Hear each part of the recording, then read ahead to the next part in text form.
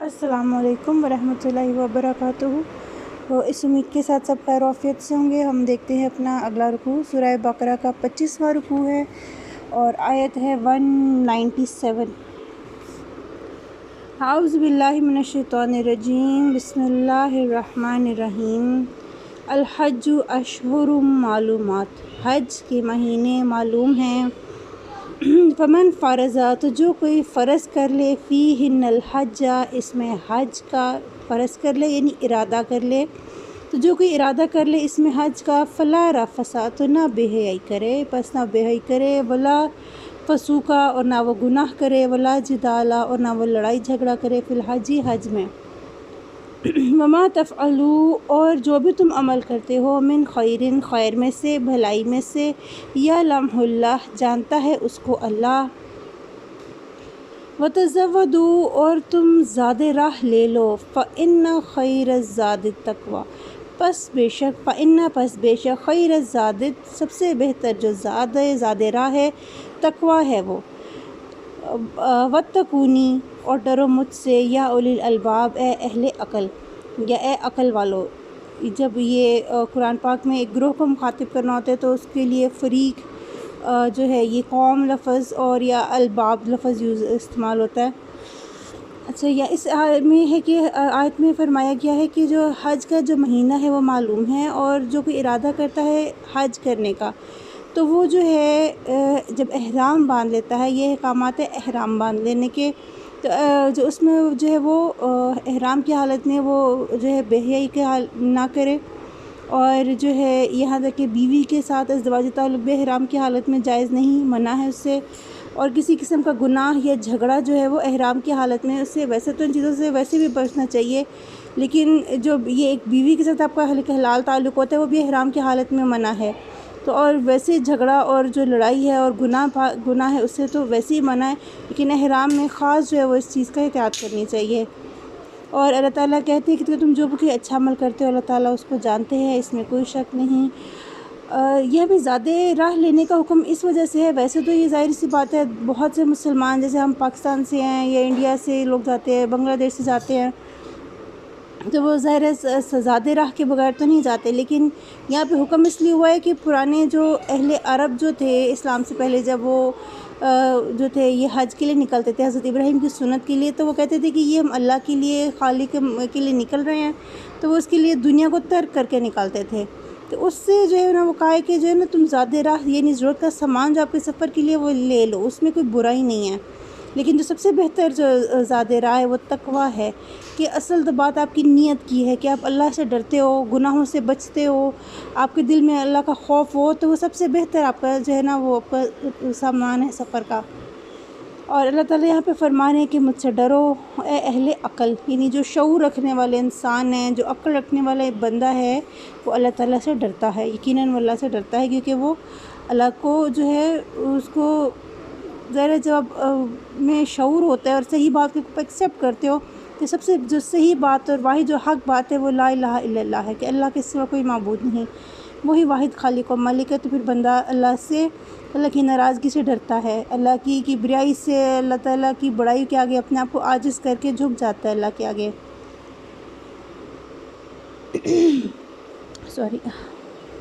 لیسا علیکم جناح، لیسا نہیں ہے علیکم تم پر جناح کوئی گناہ، ان تبتغوا یہ کہ تم تلاش کرو، فضل من ربکم اپنے رب کی طرف سے، فَإِذَا أَفَضْتُمْ پھر جب تم لوٹو، من عرفات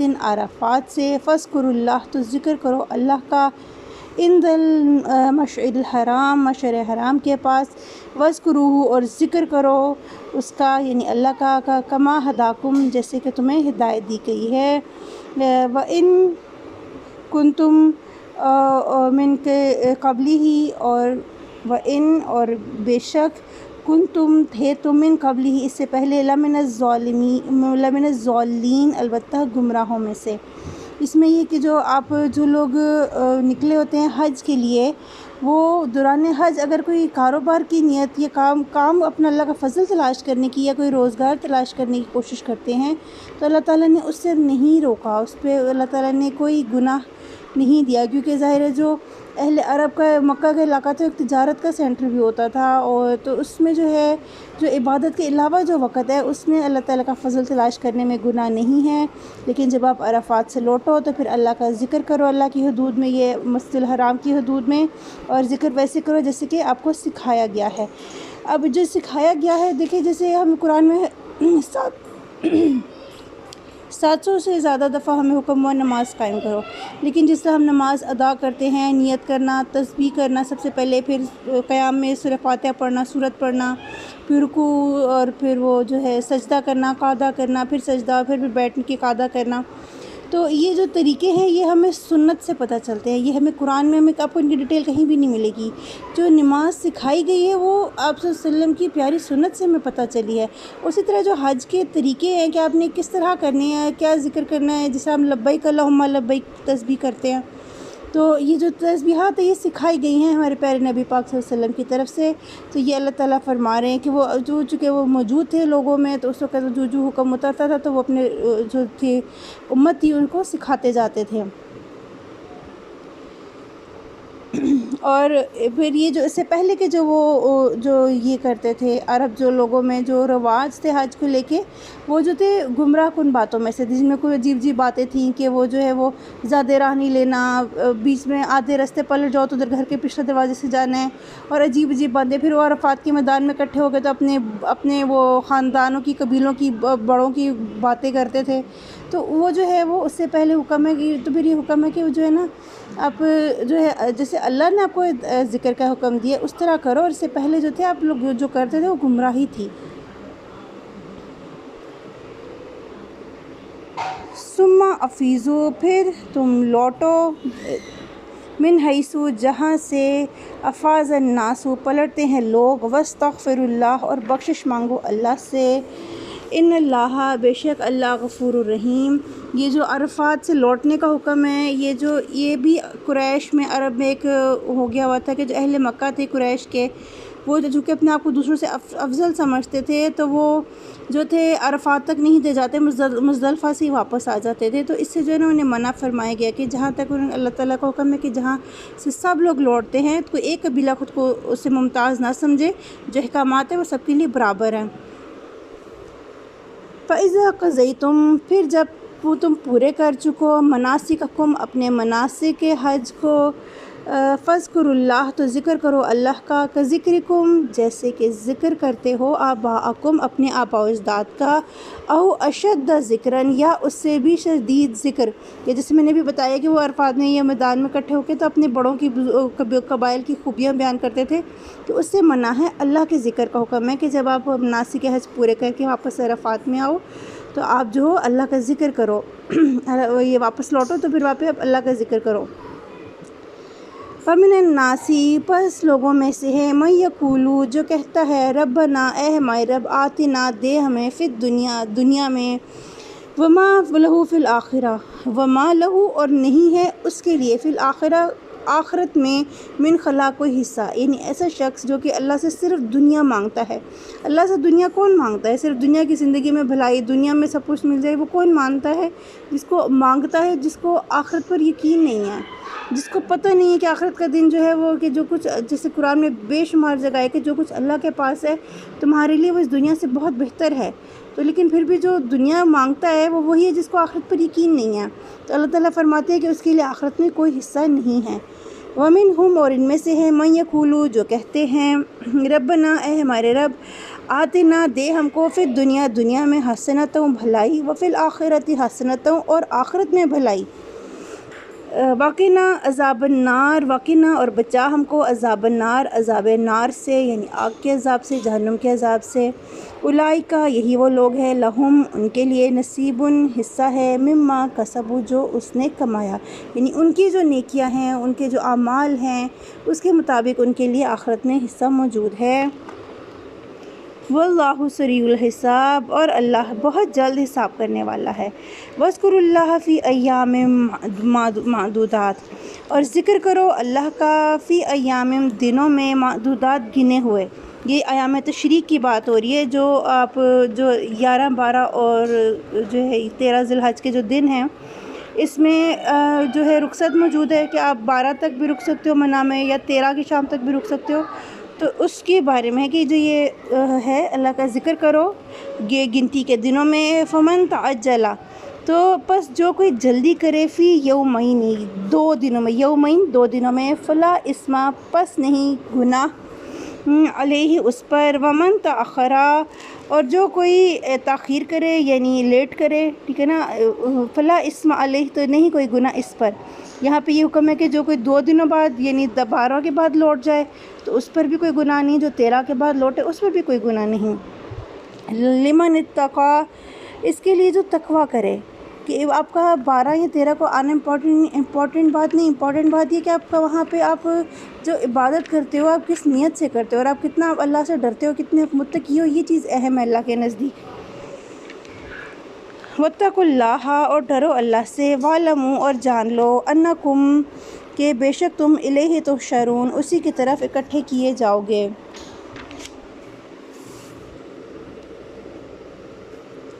ومن الناس، اور لوگوں میں سے ہے، من یعجبک،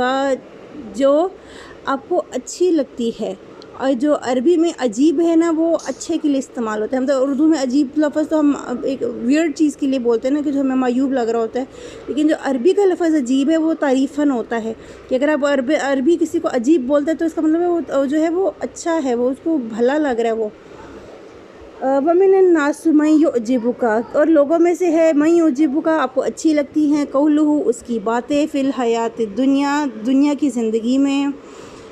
ویشہد اللہ، اور وہ گواہ بناتا ہے اللہ کو. ویشہد، وہ گواہ بناتا ہے اللہ کو. یشہد اللہ، وہ گواہ بناتا ہے اللہ کو. علی ما فی قلبہ، علی اوپر، ما فی جو، فی قلبہ اس کے دل میں ہے. وہو الد الخصام، اور وہ ہے شدید جھگڑالو. یہ ہمارے ارد گرد کے لوگوں کا بیہیویئر کی بات آ گئی ہے کہ جو بات تو کرتے ہوئے بڑی اللہ کی قسمیں کھاتا ہے کہ میں بڑا سچا، بڑا یہ، لیکن اصل میں وہ جو ہے الد الخصام ہے، یعنی شدید جھگڑالو، یعنی کہ ایسا جھگڑا کرنے والا جو آپ کو نقصان پہنچاتا ہے. تو الد الخصام کی جو تفسیر مودودی نے کی ہے کہ وہ شدید ترین جھگڑا جو کہ آپ کو جو ہے وہ فساد تک لے جائے، ٹھیک ہے نا، نقصان تک پہنچا دے. وَإِذَا تَوَلَّى، اور جب منہ موڑتا ہے یا جب لوٹتا ہے وہ، سعیٰ فی الارض، تو وہ کوشش کرتا ہے زمین میں، لیفسد فیہا، تاکہ وہ فساد کرے اس میں، یہ زمین میں. ویہلک، اور وہ ہلاک کرے ہرسا، کھیتیاں، والنسل، اور نسل انسانی. یعنی وہ جب دنیا کی طرف لوٹتا ہے آپ کے سامنے بڑا اچھا بنے گا، بڑی بڑی باتیں کرے گا، اپنے آپ قسمیں کھائے گا اپنے سچ ہونے پہ، لیکن جب وہ پلٹتا ہے دنیا کی طرف تو اس کا رویہ کیا ہے کہ وہ فتنہ و فساد پھیلاتا ہے اور ہلاک کرتے کھیتیوں کو اور نسل انسانی کو. واللہ لا يحب الفساد، اور اللہ نہیں پسند کرتا فساد کو. وَإِذَا قِيلَ، اور جب کہا جاتا ہے اسے، لہو، اسے، یعنی اس ایسے شخص کو، لہو اتق اللہ، اسے کہ ڈرو اللہ سے. اخذتہ العزت، تو آمادہ کرتی ہے عزت اس کی، یعنی اس کی جو آپ کہہ لیں تکبر اس کا، یا اس کی جو ہے وہ اس کی جو کہہ لیں کہ اس کا جو اپنا جو غرور ہوتا ہے، اسے آپ سیلف ایروگنس کہہ لو اس کی، تو جو ہے اس کی آمادہ کرتی ہے عزت اس کی، اس کو آمادہ کرتی ہے اسے عزت بالاسمی، گناہ پر. فحسبہ، پس کافی ہے اسے، حسبہ، پس حسبہ کافی ہو اسے، کافی ہے اسے، جہنم، جہنم. یعنی ایسے شخص کے لیے اللہ تعالیٰ کہتے ہیں کہ جو اپنے تکبر میں آگے برائیاں کرتا ہے، ایسے شخص کے لیے جہنم کافی ہے. وَلَبِئْسَ الْمِہَادُ، البتہ کتنا برا مہاد ٹھکانہ ہے. وَمِنَ النَّاسِ، اور لوگوں میں سے ہے، مَن یشری نفسہ، ایک قسم کے اوپر بات ہوئی، اب دوسری طرح کے لوگوں کی بات ہو رہی ہے کہ لوگوں میں سے یہ ہیں جو مَن یشری، جو بیچ دیتا ہے، نفسہ، اپنے نفس کو، اپنے آپ کو، اپنی ذات کو، ابتغاء، چاہنے کے لیے، ابتغاء ہوتے چاہنے کے لیے، طلب کے لیے، مرضات اللہ، اللہ کی رضا. کہ ایسا بھی شخص ہے جو اپنے نفس کو مٹا دیتا ہے، بیچ دیتا ہے، ختم کر دیتا ہے صرف اللہ کی رضا کو چاہنے کے لیے. واللہ رؤوف بالعباد، اور اللہ بہت شفیق ہے اپنے بندوں پر. یا ایھا الذین، اے لوگو، آمنو، جو ایمان لائے، آمنوا ادخلوا، اے لوگو جو ایمان لائے داخل ہو جاؤ، فی السلم، اسلام میں، کافہ، پورے کے پورے. ولا تتبعوا اور نہ تم پیروی کرو خطوات شیطان قدموں کی شیطان کے، انہو بے شک وہ یہ شیطان لکم عدو مبین تمہارے لیے دشمن ہے واضح۔ کہ یہ جو ہے اس آیت میں حکم ہے کہ آپ جب دین اسلام اول تو آپ